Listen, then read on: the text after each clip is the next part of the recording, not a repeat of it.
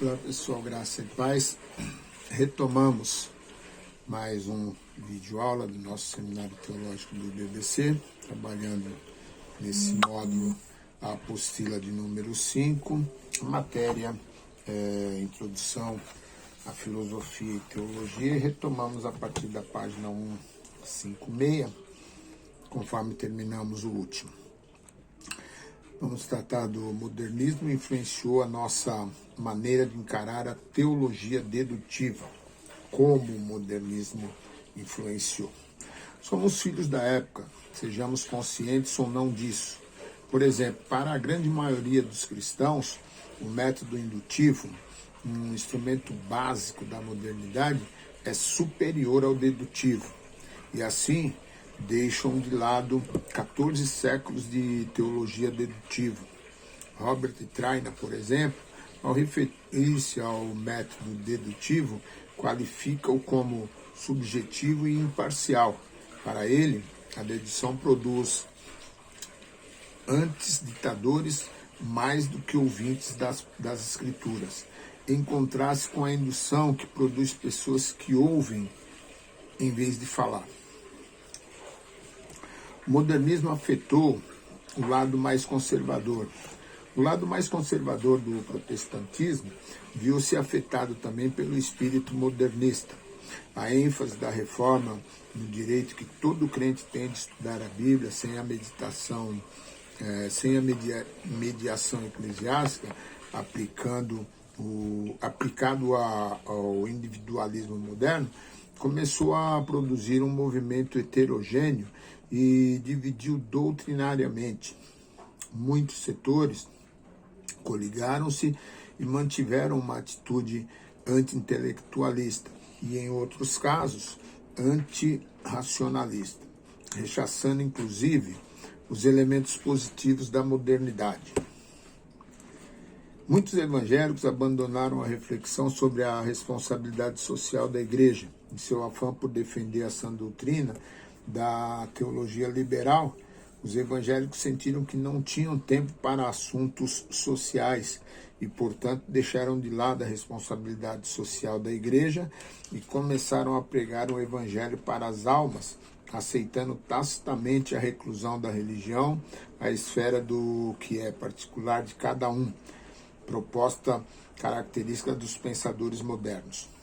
John Alexander sintetiza e influência negativa do modernismo, dizendo: as igrejas raramente contam a história completa de Jesus.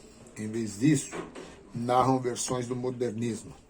Pregam Jesus em combinações excêntricas com o secularismo, com o romantismo, com o materialismo e com o racionalismo. Mudaram o evangelho para uma cruz dourada e culturalmente aceitável. Nem toda a influência do modernismo foi negativa.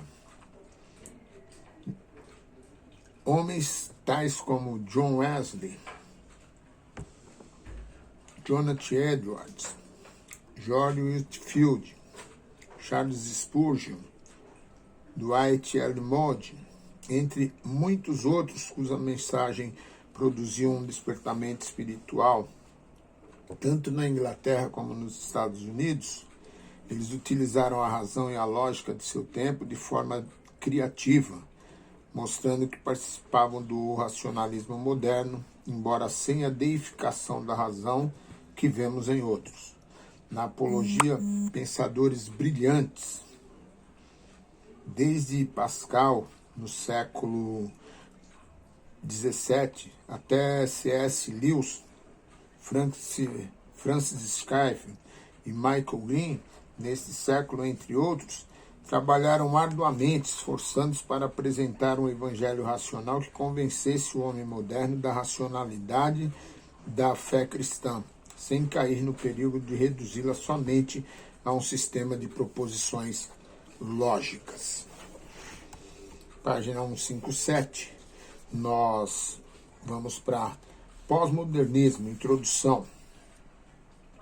O otimismo da era moderna, sua confiança em que a ciência, a tecnologia, o projeto impulsionado por um ser humano autônomo, sob o reinado soberano da razão, produziriam um mundo edênico.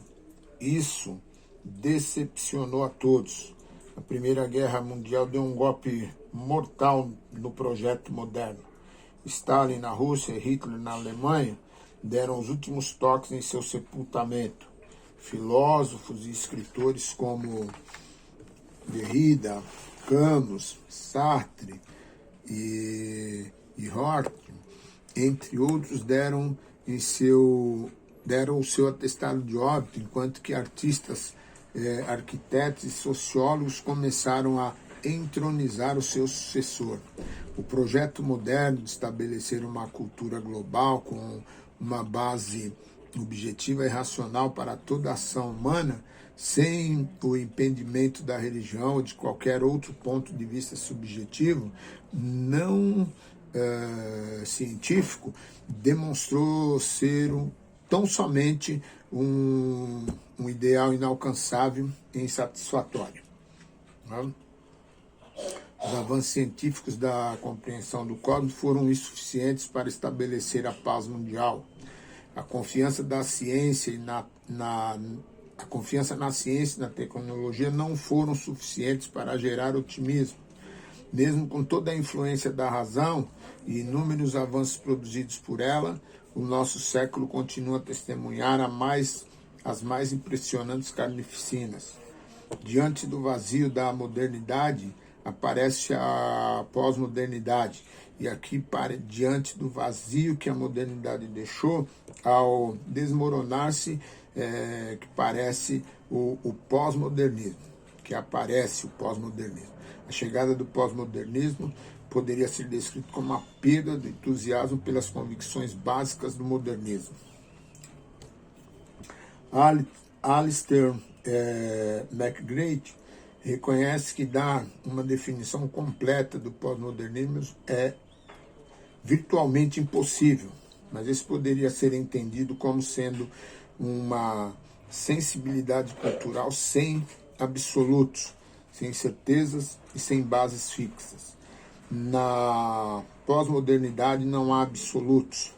Na modernidade a razão erigiu-se imbatível e o progresso apareceu ser otimista e inevitável. A modernidade baseava-se em absolutos, em princípios inegociáveis que conduziriam infalivelmente a um mundo sem problema. Porém, de acordo com os autores pós-modernos, as pretensões absolutistas da modernidade somente trouxeram sistemas opressivos, guerras de trincheiras e campos de concentração. A desconstrução é a espinha dorsal da metodologia pós-moderna. A desconstrução poderia ser destacada como sendo a médula da epistemologia moderna. As áreas de atuação da teologia desconstrucionista. A desconstrução atua principalmente no campo da linguística, mas suas conclusões generalizam a outras áreas e até mesmo a religião. Na linguística e na filosofia, os franceses Jacques Derrida e Michel Foucault e os americanos Richard Roth e Stanley Fish são os representantes mais destacados da desconstrução. O que vem a ser a desconstrução? James Siré resume a proposta desconstrucionista ao dizer que a teoria literária pós-moderna, assim como uma grande parte da teoria das ciências humanas contemporâneas, assume que a mente humana é incapaz de aceder à realidade.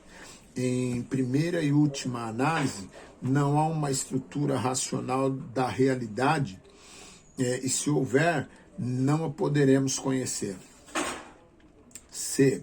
A relação entre a desconstrução e a interpretação.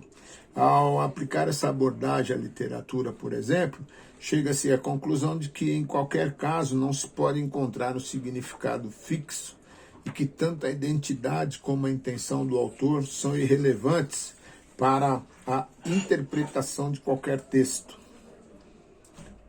D. A desconstrução redefiniu a visão do homem. A desconstrução também definiu o sujeito. A modernidade considerava o ser humano autônomo independente, seguro de si mesmo, com possibilidades racionais ilimitadas. Na cosmovisão moderna, o homem chega a ser lei para si mesmo. O homem moderno é um ser integrado, otimista e com identidade definida. O desconstrucionismo moderno desafia esta visão do sujeito. O sujeito pós-moderno é, então, um produto cultural e, portanto, não tem individualidade. Esta redefinição pós-moderna do sujeito produziu o ambiente propício para a negação de culpa e responsabilidades pessoais. Se o que somos, pensamos, fazendo em tudo mais é produto social, então a sociedade é responsável por nossos atos e decisões. A um nível mais geral, a rejeição de absolutos levou a pós-modernidade a repudiar qualquer conceito de verdade que pretenda ser universal. Para o francês Michel Foucault, por exemplo, a ideia de verdade nasce dos interesses dos que têm o poder. Para ele, há uma relação direta e destrutiva entre a verdade e o poder. A verdade serve como instrumento de apoio para sistemas repressivos, portanto, qualquer verdade que pretenda ser absoluta deve ser erradicada, incluindo-se o que na terminologia pós-modernista se reconhece como metanarrativas. As metanarrativas são marcos de referência gerais. Nós vamos encerrar aqui na página 160 e prosseguimos na página 161 no nosso próximo vídeo aula. Boa aula!